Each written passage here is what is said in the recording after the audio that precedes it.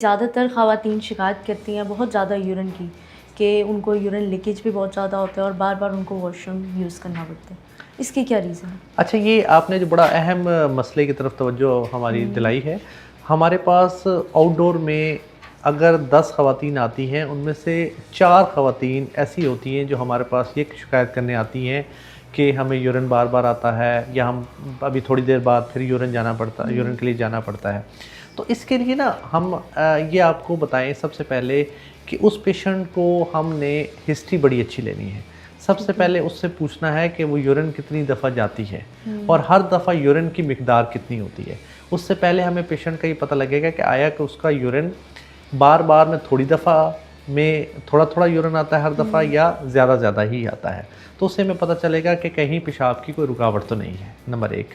क्योंकि अगर पेशाब की रुकावट होगी तो वो यूरिन थोड़ा-सा आएगा, फिर थोड़ी देर बाद दोबारा आएगा। ठीक है। अगर रुकावट कोई नहीं है तो फिर हुँ, अक्सर ख़वातीन में मसले होते हैं, उसको कहते हैं over active bladder. Over over active active bladder bladder, okay. Over active bladder ख़वातीन का एक बड़ा मसला है। उसमें ये होता है कि मसाना जो है ज़्यादा एक्टिव हो जाता है। ज़्यादा एक्टिव होने की वजह से जैसे नॉर्मली एक निज़ाम ये है कि हर 400 ml यूरिन जब यूरिन भरता है मसाने के अंदर, तो तब दिमाग को पैगाम जाता है और मसाना खुलता है और वो यूरिन बाहर निकलता है। ओवर एक्टिव ब्लैडर में क्या होता है कि मसाना जल्दी से थोड़ा ही अभी भरता है तो दिमाग को पैगाम पहुंचा देता है कि हाँ जी, मैं भर गया हूँ और पेशाब बाहर निकले। तो इस वजह से थोड़ा सा भी यूरिन होता है तो खातून को या जिसको भी ओवर एक्टिव ब्लैडर है उसको यूरिन की हाजत महसूस होती है और वो वॉशरूम जाती है, इसलिए उसको बार बार जाना पड़ता है। तो इसकी रीज़न क्या है? इसकी बहुत अच्छा सवाल पूछा है। इसकी रीज़न में बहुत कुछ आता है, यही चीज़ डॉक्टर ने देखनी है। हुँ, आपने सबसे पहले ये देखना है कि जो खातून है उसका वज़न कितना है, उसकी उम्र कितनी है, उसकी खुराक में चाय का या पानी का इस्तेमाल कितना है या कोल्ड ड्रिंक्स का इस्तेमाल कितना है। वज़न अगर ज़्यादा है तो क्या उस वज़न की वजह से वो मसाइल का शिकार है, जिस हुँ, तरह शुगर तो नहीं है, उसको डायबिटीज़ तो नहीं है, या उसका लाइफ़स्टाइल कुछ इस तरीके का है कि वो जो है यूरिन बार-बार करने जाती है, और या जो भी कोई वजूहात हैं उनको हमने रूल आउट करना है, जिसको कहना है हमने उसको तशख़ीस करनी है। या सबसे अहम चीज़ है इन्फेक्शन तो नहीं है। तो बुनियादी चीज़ इन्फेक्शन होता है। हुँ, इन्फेक्शन अगर सिर्फ इन्फेक्शन हो तो वो डॉक्टर उसके मुतल्लिक़ हिस्ट्री लेकर उसको ट्रीट कर देता है और वो पेशेंट की इससे जान छूट जाती है। शुगर हो और कई बार डायग्नोज़ ना हुआ हो, उससे हम फिर शुगर का टेस्ट कराते हैं। अगर शुगर हो तो वो तशख़ीस हो के हम उसका इलाज कर लेते हैं।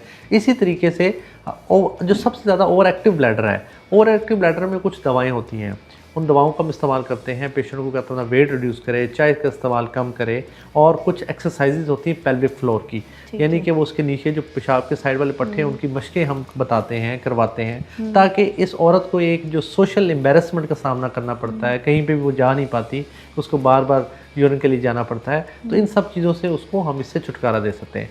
और मैं आपको एक अहम चीज़ बताऊं कि अब तो इतनी जिद्दत है कि इन सब चीज़ों से भी अगर ओवर एक्टिव ब्लैडर यानी पेशाब का बार बार आना सही ना हो, तो बोटॉक्स के इंजेक्शन मसाने के अंदर बज़रिए कैमरा लगा दिए जाते हुँ। हैं।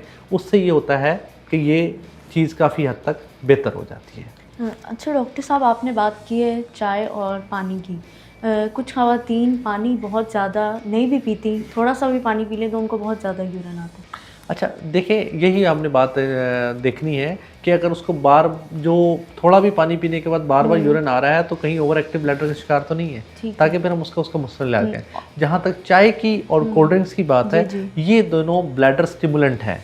ब्लैडर अच्छा। स्टिमुलेंट उनको कहते हैं कि जो मसाने को फ़ौरी तौर पे खाली करने का कहते हैं, यानी थोड़ा-सा भी यूरिन आएगा तो हुँ, फ़ौरी तौर पे हाजत महसूस होगी कि यूरिन करके आएँ। इसलिए हुँ, हम कोशिश करते हैं जिनको भी यूरिन का मसला हो, उनको पानी का इस्तेमाल वो ज़रूर करें, लेकिन चाय और हुँ, जो है कोल्ड ड्रिंक्स इसका इस्तेमाल काफ़ी हद तक तर्क कर दें। तो कर दें। ठीक है डॉक्टर साहब, आपने बात की है ये इन्फेक्शन की, तो इसको बहुत सारी ख़वातीन कहती हैं कि हमें यूटीआई हो गया, यूटीआई इन्फेक्शन हो गया, तो इसको आप किस तरीके से बताएँगे? ख़वातीन में यूटीआई या यूरिनरी ट्रैक इन्फेक्शन होना बहुत ज़्यादा कॉमन है। हुँ, उसकी 2 वजूहात सबसे ज़्यादा हैं। एक ये है कि ख़वातीन की जो पेशाब की नाली है वो बच्चेदानी के मुँह के बहुत करीब है, हुँ, जिसकी वजह से इन्फेक्शन वहाँ से यहाँ ट्रैवल भी करता है। दूसरा, जो ख़वातीन में पेशाब की नाली का साइज़ बहुत छोटा होता है, इसलिए फ़ौरी तौर पे इन्फेक्शन फैल जाता है। तो अहम चीज़ ये है कि ख़वातीन को अपने पेशाब की नाली के इन्फेक्शन को फ़ौरी तौर पे तशख़ीस करवाकर उसका इलाज करवाना चाहिए। कोई इतना बड़ा मसला नहीं है कि हम उसको ट्रीट ना करें। नहीं, इस इन्फेक्शन की वजह क्या बनती है? वजह यही दो आपको ज़्यादातर हाइजीन का इशू होता है या अब इसमें करना क्या है? अब देखिए ना, वजह तो हमने बता दी कि चूँकि वो करीब है बच्चेदानी के मुंह के, तो उधर से भी इन्फेक्शन आता है, यूरेथ्रा शॉर्ट है उधर से भी इन्फेक्शन आता है। ये दो वजूहात इन्फेक्शन की।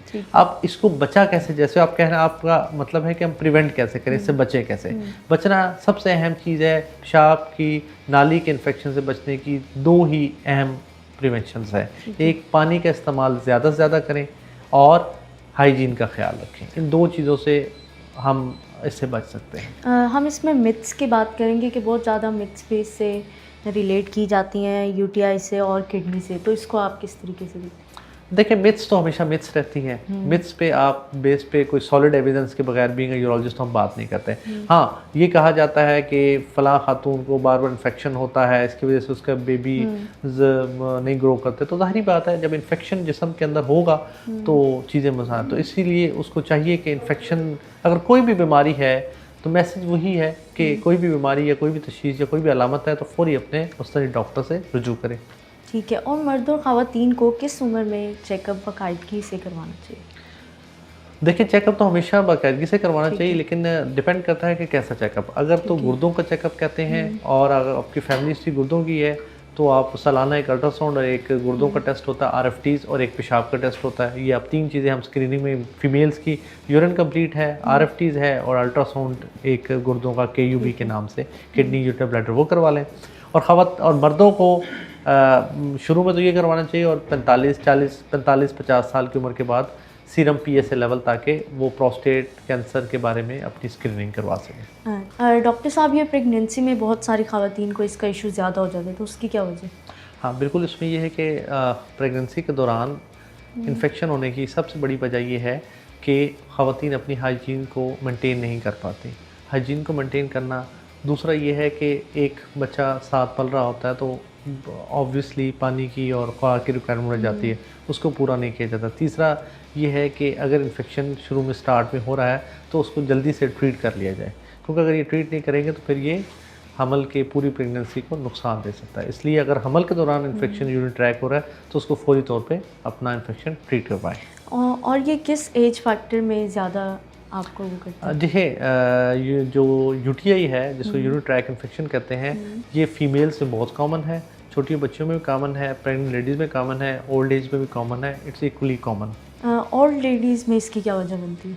ओल्ड लेडीज़ में वजह ये बनती है कि जब औरत का मीनोपॉज़ हो जाता है, जिसको हम कहते हैं कि माहवारी रुक जाती है, उसके बाद कुछ हार्मोन्स होते हैं जो वो सही तरीके से जो माहवारी करवाते थे, जो वो नहीं बन पाते, उसकी वजह से पेशाब की नाली जो है वो तंग हो जाती है, यूरिन पूरे तरीके से निकल नहीं पाता, और फीमेल जो है जब पेशाब मसाने के अंदर ही रुका रहता है, उसकी वजह से उसमें इन्फेक्शन हो जाता है और बार बार पूरी तरह मसाना खाली नहीं होता। तो वो इसको किसी डाइट के थ्रू मैनेज करेंगे? नहीं, उसमें हमने इसको देखना होता है कि अगर तो नाली की तंगी कम है तो कुछ हमारे पास क्रीम्स आती हैं, मेडिसिन आती हैं जो हम लगा के उस नाली को थोड़ा बेहतर कर सकते हैं। अगर ये ना हो तो एक छोटा सा हम प्रोसीजर करते हैं जिससे पेशाब की नाली थोड़ी सी हम खोल देते हैं, ताकि मसाना मुकम्मल टाइमली खाली हो जाए करे और इन्फेक्शन ना हो। तो डाइट का इससे कोई लिंक नहीं है कि उनको डाइट अपनी किस तरीके से मैनेज करनी चाहिए आफ्टर मेनोपॉज? डाइट देखिए, हेल्थी डाइट लें और वाटर इनटेक अच्छा करें, क्योंकि हम किडनीज़ की, यूरेटर की, यूरिन इन्फेक्शन जिसकी भी बात करेंगे, हमारी पूरी यूरोलॉजी में जो बेस लाइन है that is intake, water intake.